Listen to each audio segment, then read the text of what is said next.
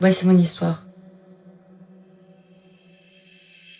Mon entourage me décrirait comme quelqu'un de sociable, même si je souffre beaucoup d'anxiété et que j'ai vraiment pas confiance en moi. J'avais des amis, un chez moi, un travail. Ma vie n'était pas vraiment extraordinaire, mais elle me plaisait.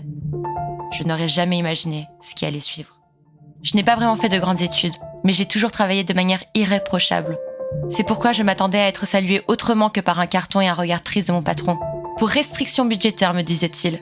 Mon incompréhension était totale, et le choc était dur à encaisser. Mon petit monde venait d'être fragilisé et mes certitudes avec. Pourquoi se tuer à la tâche si c'est pour être récompensé comme cela ? L'injustice accompagnait ma tristesse et ma déception. Une restriction budgétaire, alors que l'entreprise venait de faire d'immenses bénéfices. Dans ce carton, j'emportais tout avec moi, loin de l'hypocrisie sur laquelle je venais d'ouvrir les yeux. J'étais trop perdue pour réfléchir davantage. J'ai jeté un dernier regard sur ma vie d'avant et je suis partie.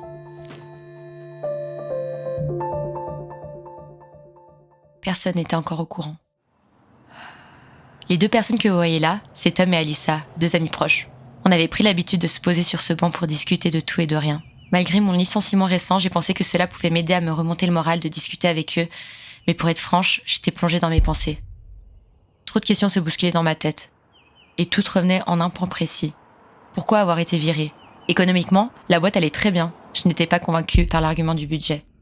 Est-ce que j'avais fait une faute dans les calculs que je devais rendre ? Peut-être que j'avais vu quelque chose que je ne devais pas voir. J'avais vraiment l'impression qu'on me cachait quelque chose. Le réveil était rude comme d'habitude, mais voir Fifi me donne toujours de l'énergie pour me lever. Je n'ai jamais été une personne très active dans mes journées, et encore moins le matin. Heureusement, mon travail me donnait un cadre qui me forçait à entretenir une bonne dynamique. Il ne me restait d'ailleurs plus beaucoup de temps avant de devoir y aller. C'était donc maquillage léger et petit ensemble simple pour être prête à partir. Avant de me rappeler que j'avais plus de taf.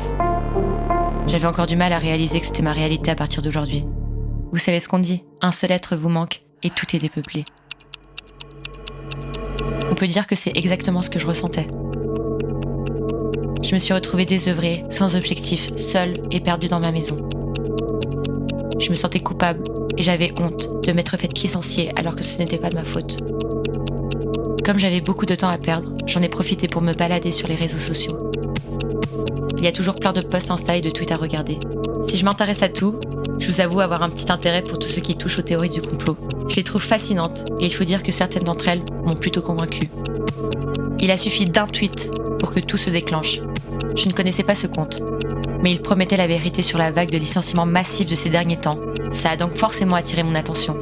Le lien m'a menée sur une page internet qui fut la source de tout ce qui allait suivre.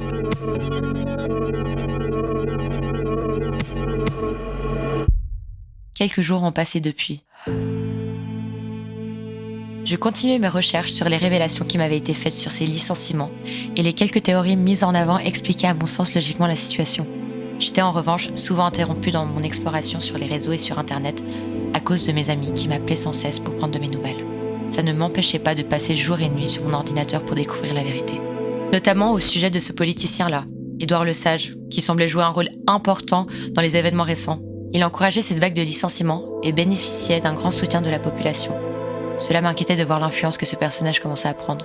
Heureusement que certaines personnes, dont moi, ont ouvert les yeux. Plus le temps avançait, plus je me rendais compte des mensonges qui nous entouraient. Je passais mon temps sur les réseaux, me nourrissant de toutes ces informations qui me permettaient de voir la vérité que les autres ignoraient. Je dormais peu, je me sentais toujours triste et déprimée de la perte de mon travail. Tous ces mensonges et toute cette hypocrisie ont fait émerger en moi une nouvelle émotion, la colère. Alors que je devais aller faire mes courses, j'ai croisé un individu qui distribuait des flyers appelant à voter pour Lesage. Voir un tel ignorant promouvoir un monstre comme ce politicien m'a mis dans une colère noire et j'ai perdu le contrôle de moi-même. Cela ne m'a pas empêché de faire quelques achats pour ma famille qui venait manger à la maison. J'essayais de faire bonne figure devant eux, histoire de passer un bon moment en famille. Mais lorsqu'on est arrivé sur le sujet des licenciements massifs, j'ai été scandalisée par leur ignorance. Comment est-il possible qu'ils ne voient pas la vérité derrière tout ça ? J'ai tenté de leur expliquer en vain tout ce que j'avais appris. Les robots qui nous remplacent, la substance chimique propagée par ces derniers pour contrôler les humains, les reptiliens à l'origine de tout ça, et le gouvernement qui nous ment, tout comme ce politicien à leurs bottes. Mais ils ne me croyaient pas. Je voyais dans leur regard vide qu'ils étaient sourds à mes explications, qu'ils n'acceptaient pas la vérité pourtant si claire. J'étais enragée par tant d'ignorance. Je ne pouvais pas rester une seconde de plus avec eux.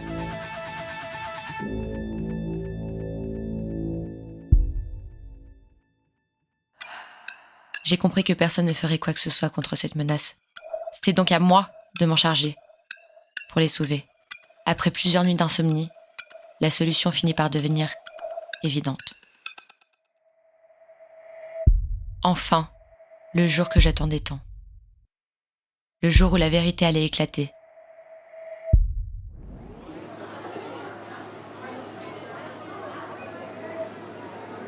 Le monstre était à l'université de Lausanne pour rencontrer ses fidèles.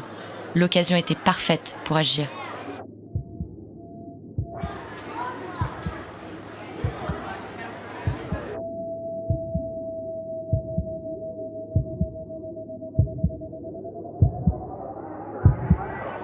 Par mon acte, j'allais tous nous sauver.